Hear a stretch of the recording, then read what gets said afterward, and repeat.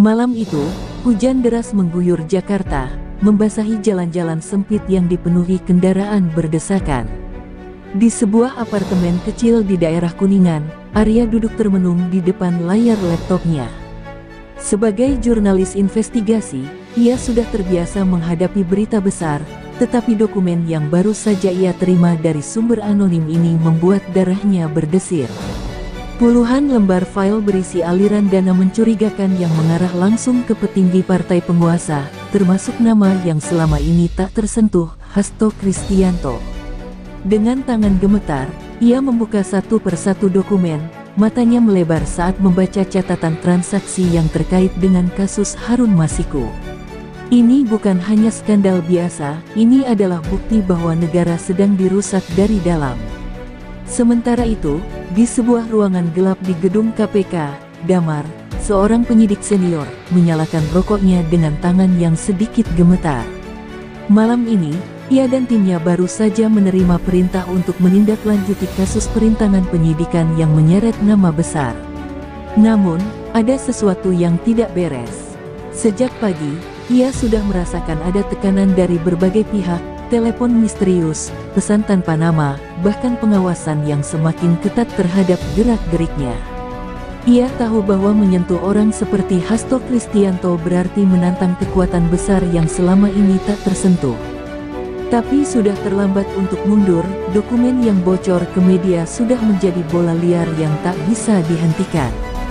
Di tempat lain, Hasto duduk di ruang kerjanya dengan wajah yang jauh dari ketenangan.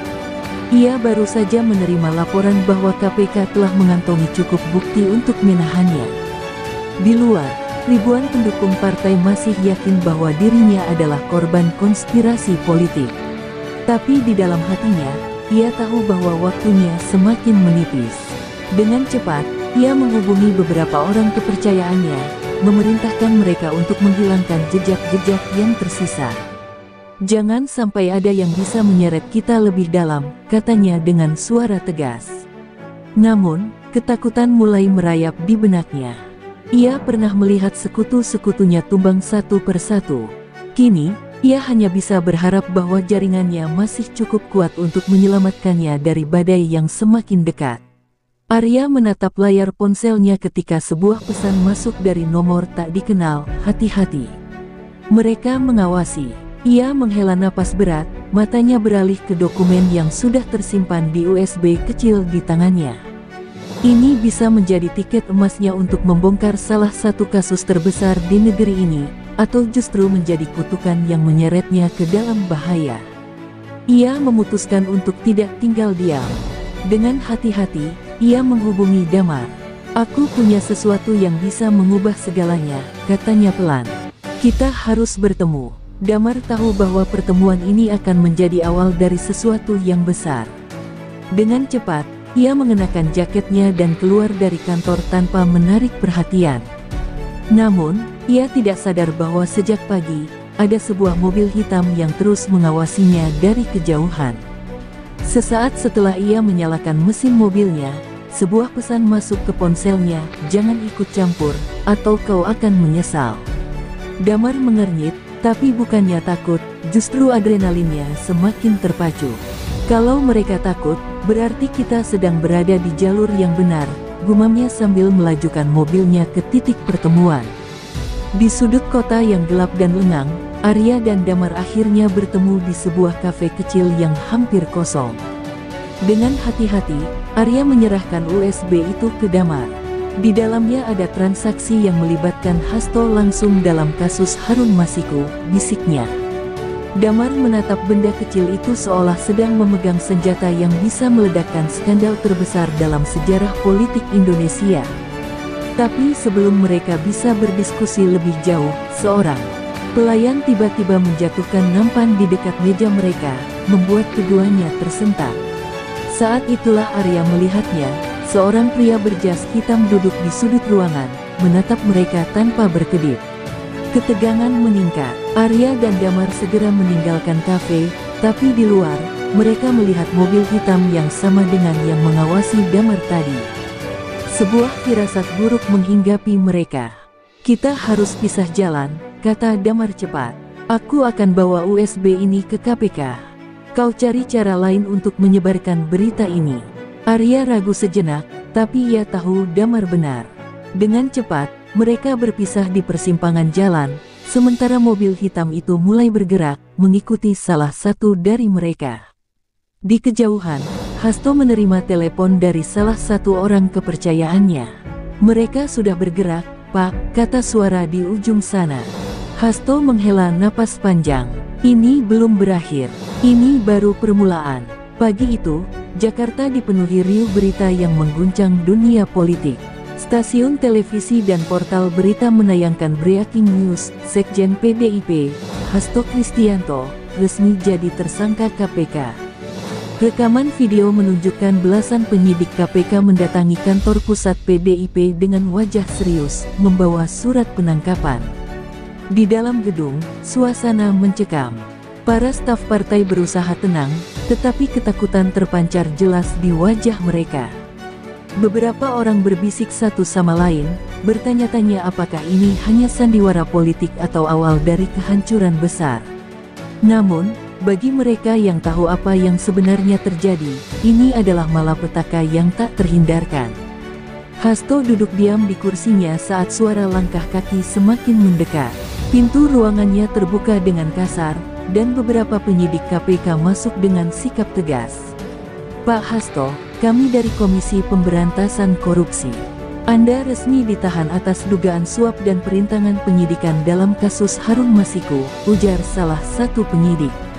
Sejenak, ruangan itu hening. Para staf menahan napas, menunggu reaksi sang sekjen. Namun, Hasto tetap tenang. Ia menyandarkan tubuhnya ke kursi, menatap para penyidik itu dengan sorot mata dingin. Jadi, akhirnya kalian berani juga, katanya dengan suara datar, sebelum berdiri dan merapikan jasnya. Baiklah, kita lihat siapa yang akan menang dalam permainan ini. Di luar gedung, puluhan wartawan telah berkumpul, menunggu momen yang akan menjadi sejarah. Ketika Hasto akhirnya keluar dengan rompi oranye tahanan KPK, kilatan kamera menyambutnya seperti badai. Para pendukungnya berteriak histeris, sementara lawan politiknya bersorak puas. Namun, yang paling mencolok adalah ekspresi Hasto sendiri. Ia tidak tampak seperti pria yang kalah. Senyum tipis terukir di wajahnya, seolah ia sudah menyiapkan rencana lain. Saya difitnah. Ini semua adalah bagian dari konspirasi politik untuk menghancurkan partai kami. Teriaknya kepada media, sebelum didorong masuk ke dalam mobil tahanan. Di tempat lain, Arya menatap layar televisi dengan perasaan campur aduk. Ia seharusnya merasa puas, beritanya berhasil mengguncang negeri ini, dan kebenaran mulai terungkap. Namun, ada sesuatu yang mengganggunya. Terlalu mudah, terlalu cepat. Seolah Hasto memang sudah siap menghadapi ini. Ini belum selesai, gumamnya. Ia segera meraih ponselnya dan menghubungi Damar. Aku rasa ada sesuatu yang tidak beres. Kita harus menggali lebih dalam. Di dalam gedung KPK, Damar mengamati Hasto yang baru saja tiba di ruang tahanan. Ia memperhatikan bagaimana pria itu tetap tenang, bahkan tampak tersenyum kecil saat berbicara dengan pengacaranya. Ada sesuatu yang menggelitik nalurinya sebagai penyidik. Orang yang benar-benar terjebak dalam kasus sebesar ini biasanya akan panik, tetapi tidak dengan Hasto. Justru sebaliknya, ia tampak seperti seseorang yang masih memiliki kartu truf yang belum dimainkan. Damar menghela napas panjang, menyadari bahwa ini bukanlah akhir, melainkan awal dari perang yang lebih besar. Malam itu, suasana di dalam KPK semakin tegang.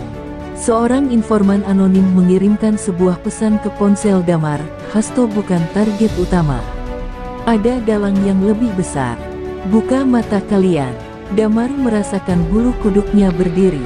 Ia segera membagikan informasi ini kepada Arya, yang langsung terdiam beberapa saat sebelum akhirnya berkata, kalau begitu, kita harus mencari tahu siapa yang sebenarnya menarik tali dari balik layar.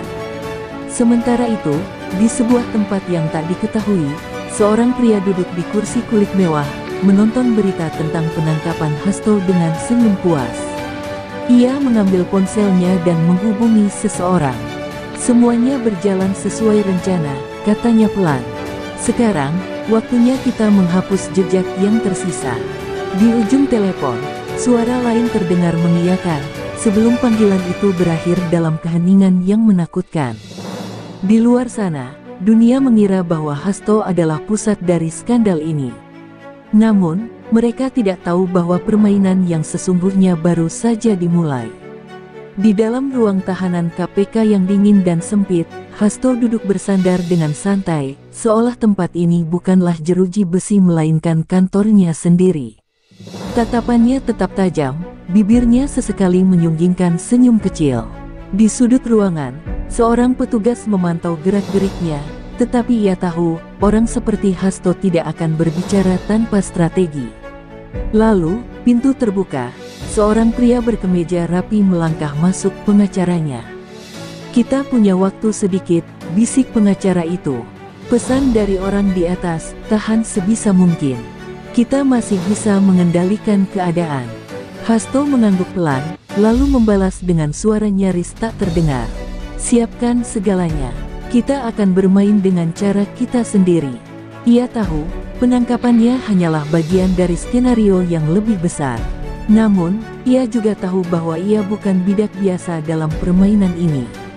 Ada kekuatan yang masih setia padanya, dan ia hanya perlu menarik tali yang tepat untuk membalik keadaan. Di luar sana, sekutu-sekutunya sudah bergerak. Sementara itu, di kantor pusat PDIP, suasana mencekam. Para petinggi partai berkumpul dalam pertemuan darurat. Mereka sadar, jika Hasto jatuh, maka akan banyak nama lain yang ikut terseret. "Kita harus bertindak cepat," ujar salah satu tokoh senior partai. "Jangan biarkan mereka menggali lebih dalam. Jika perlu, kita buat pengalihan isu." Di sudut ruangan, seseorang mengetuk meja dengan pelan. "Bagaimana jika kita mainkan kartu terakhir kita? Ingat, kita tidak hanya punya sekutu di dalam negeri." Keheningan menyelimuti ruangan. Mereka semua tahu maksudnya. Di lain tempat, Arya semakin dalam menggali dokumen-dokumen yang berhasil ia dapatkan. Ia menemukan sesuatu yang lebih besar dari yang ia kira. Ada aliran dana yang tidak hanya terkait dengan suap Harun Masiku, tetapi juga mengarah ke jaringan internasional yang lebih luas. "Ini bukan sekadar kasus suap biasa," gumamnya. Ia segera menghubungi Damar. "Kita punya masalah. Ini bukan hanya tentang Hasto, ini jauh lebih besar." Namun, sebelum Damar sempat menjawab, sambungan telepon tiba-tiba terputus. Damar yang berada di kantornya segera mencoba menelepon balik, tetapi gagal. Saat itulah ia menyadari ada sesuatu yang tidak beres. Ia menoleh ke jendela, dan matanya menangkap sosok pria berjubah hitam di luar gedung. Seketika alarm bahaya menyala dalam benaknya. Ia tahu, mereka sedang diawasi. Dengan cepat, ia mengamankan semua dokumen yang ada di mejanya ke dalam flash drive dan menyelipkannya di dalam sepatunya. "Jika sesuatu terjadi padaku, pastikan ini sampai ke tangan Arya," katanya kepada salah satu rekannya sebelum berjalan keluar dengan waspada. Di luar sana, sebuah mobil hitam tanpa plat nomor melaju. Pelan, mengikuti setiap langkah Damar. Ia berpura-pura tidak tahu, tapi keringat dingin mulai mengalir di pelipisnya. Ia memilih jalur yang ramai, berharap jika sesuatu terjadi, masih ada saksi. Namun, saat ia hendak menyeberang jalan, sebuah motor mendekat dengan kecepatan tinggi. Damar refleks menghindar, tapi ia tak cukup cepat, sebuah benturan keras membuatnya terhempas ke trotoar. Orang-orang berteriak, sementara si pengendara motor melarikan diri. Dalam keadaan setengah sadar, Damar meraba kakinya, flash drive itu masih ada. Ia menggertakkan giginya. Mereka sudah mulai bergerak, bisiknya lemah sebelum semuanya menjadi gelap. Di dalam tahanan, Hasto menerima kabar itu dari pengacaranya. Ia hanya tersenyum kecil. "Lihat, aku bilang, kita masih bisa mengendalikan keadaan," katanya pelan. Ia menatap langit-langit ruangan, lalu bergumam, "Mereka pikir sudah menang. Padahal ini baru pemanasan." Di luar, badai semakin mendekat, dan permainan baru saja dimulai. Langit Jakarta masih gelap ketika Arya tiba di rumahnya, napasnya memburu. Tangannya gemetar saat ia mengunci pintu dan memeriksa jendela, memastikan tak ada yang mengikutinya. Beberapa menit lalu, ia akhirnya bisa menghubungi seorang kenalan di rumah sakit. Damar selamat, tapi dalam kondisi kritis. Kecelakaan itu jelas bukan kebetulan. Mereka sedang diburu. Arya menatap laptopnya. Dokumen-dokumen yang ia peroleh masih tersimpan rapi, tetapi kini terasa seperti bom waktu yang bisa meledak kapan saja. Ia harus bergerak cepat sebelum mereka datang untuknya. Di ruang perawatan intensif, Damar terbaring dengan perban di kepala dan selang infus di tangannya. Kesadarannya masih samar, tetapi ia bisa mendengar suara samar-samar di sekelilingnya. Seorang pria berseragam berdiri di sudut ruangan, berpura-pura sebagai petugas keamanan, tetapi sorot matanya terlalu tajam. Damar mengenali tipe ini, bukan perawat, bukan polisi, tetapi seseorang yang dikirim untuk memastikan ia tidak berbicara. Dengan segenap tenaga, ia mencoba menggerakkan tangannya, berusaha memberi isyarat kepada perawat terdekat. Namun, sebelum ia sempat melakukannya, pria itu sudah keluar ruangan, berbicara singkat di telepon. Dia masih hidup. Haruskah kita selesaikan malam ini?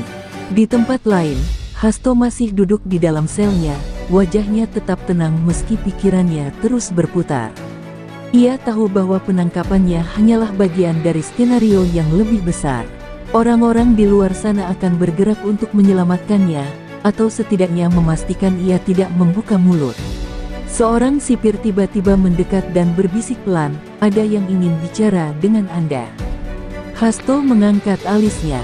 Tak lama, ia dibawa ke ruangan kecil tanpa kamera, hanya ada sebuah telepon yang terhubung ke saluran khusus.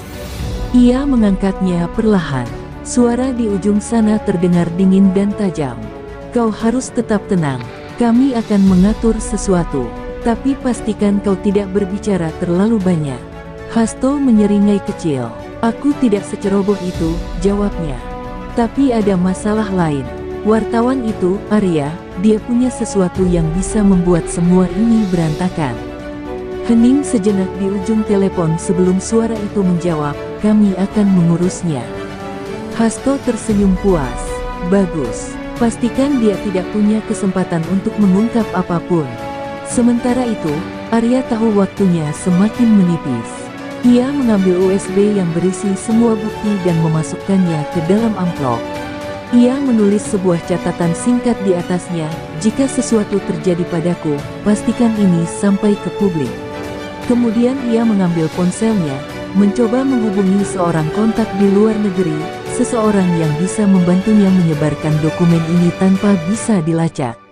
Namun, saat ia menekan tombol panggil, lampu di apartemennya tiba-tiba padam. Jantung Arya berdegup kencang. Ia meraih ponselnya, menyalakan senter, dan bergerak perlahan ke dapur, mengambil pisau kecil sebagai perlindungan. Ia menahan napas, mencoba mendengar sesuatu, lalu terdengar suara langkah kaki di luar pintunya. Dengan cepat, ia meraih amplop berisi USB itu dan menyelipkannya ke dalam ventilasi kecil di bawah meja. Jika seseorang datang untuknya, setidaknya bukti itu masih aman. Namun, sebelum ia bisa bergerak lebih jauh, pintu apartemennya tiba-tiba terbuka dengan paksa. Dua pria bertopeng masuk dengan cepat, gerakannya terlatih. Arya mencoba melawan, menusukkan pisaunya ke salah satu pria itu, tetapi yang lain lebih cepat. Sebuah pukulan keras menghantam kepalanya, membuat dunianya berputar. Pandangannya mulai menggelap, dan suara terakhir yang ia dengar adalah salah satu dari mereka berkata, bahwa dia pastikan dia tidak berbicara lagi.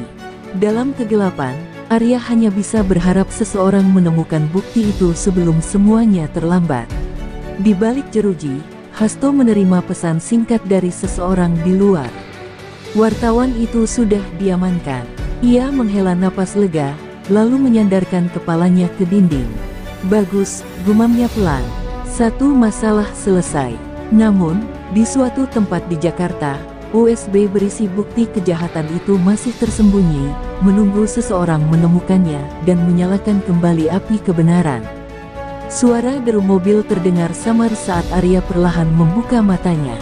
Kepalanya berdenyut hebat, pandangannya masih kabur. Ia mencoba menggerakkan tangan dan kakinya, tetapi sia-sia. Kedua tangannya diikat di belakang kursi mobil, dan mulutnya dilakban. Napasnya memburu, otaknya bekerja cepat mencoba memahami situasi. Mereka tidak langsung membunuhnya. Itu berarti ia masih memiliki nilai bagi mereka. Tapi berapa lama? Di dalam mobil, dua pria bertopeng yang menculiknya berbicara dengan suara rendah. "Kita bawa dia ke tempat biasa?" tanya salah satunya. "Tidak," jawab yang lain. "Bos bilang tunggu perintah." Sepertinya ada yang masih ingin bicara dengannya. Arya menelan ludah. "Bos, siapa yang mereka maksud? Apakah ini perintah langsung dari Hasto? Atau ada dalang yang lebih besar?" Ia harus mencari celah untuk kabur, sebelum nasibnya berakhir lebih buruk dari Damar. Sementara itu, di rumah sakit, Damar akhirnya sadar. Kepalanya masih terasa berat, tetapi ia tahu tidak ada waktu untuk beristirahat. Tangannya meraba kakinya, mencari sesuatu. Flash drive itu masih ada. Ia menghembuskan napas lega. Namun, ketenangan itu tak berlangsung lama. Dari sudut matanya, ia melihat pria yang tadi mengawasinya kembali masuk ke ruangan, kali ini dengan ekspresi berbeda, lebih dingin, lebih berbahaya. Damar pura-pura masih lemah, membiarkan pria itu mendekat. "Kau benar-benar beruntung," kata pria itu, suaranya rendah. Tapi keberuntungan tidak bertahan selamanya. Saat pria itu mengeluarkan benda tajam dari dalam jaketnya, Damar tahu inilah saatnya bertindak. Dengan sisa tenaga, ia meraih gelas air di meja samping dan melemparkannya ke wajah pria itu. Dalam kekacauan sekejap, ia berusaha bangkit dan meraih tombol darurat di samping ranjang. Alarm berbunyi nyaring. Pria itu menggeram kesal dan buru-buru keluar ruangan sebelum perawat datang berlarian. Di tempat lain, Hasto duduk di ruang interogasi KPK. Seorang penyidik baru masuk, membawa setumpuk dokumen. "Anda pikir bisa lolos selamanya, Pak Hasto?" tanya penyidik itu, matanya menusuk. "Kami sudah punya bukti aliran dana ke jaringan di luar negeri. Ini bukan hanya soal Harun Masiku, ini jauh lebih besar." Hasto tertawa pelan, menatap penyidik itu dengan penuh percaya diri. "Bukti," katanya santai. "Kalau kalian benar-benar punya bukti kuat, aku sudah habis sejak dulu. Tapi lihat, aku masih di sini. Itu berarti permainan ini masih jauh dari selesai." Di sebuah gudang kosong di pinggiran kota, Arya didorong kasar keluar dari mobil. Ia hampir tersungkur, tetapi berhasil menyeimbangkan tubuhnya. Kedua pria bertopeng itu menyeretnya masuk ke dalam ruangan yang remang-remang, di mana seorang pria berjas hitam sudah menunggu. "Akhirnya kita bertemu," kata pria itu, melepas kacamata hitamnya. Arya menatapnya tajam. Ia mengenali pria ini, salah satu tokoh kuat yang selama ini bersembunyi di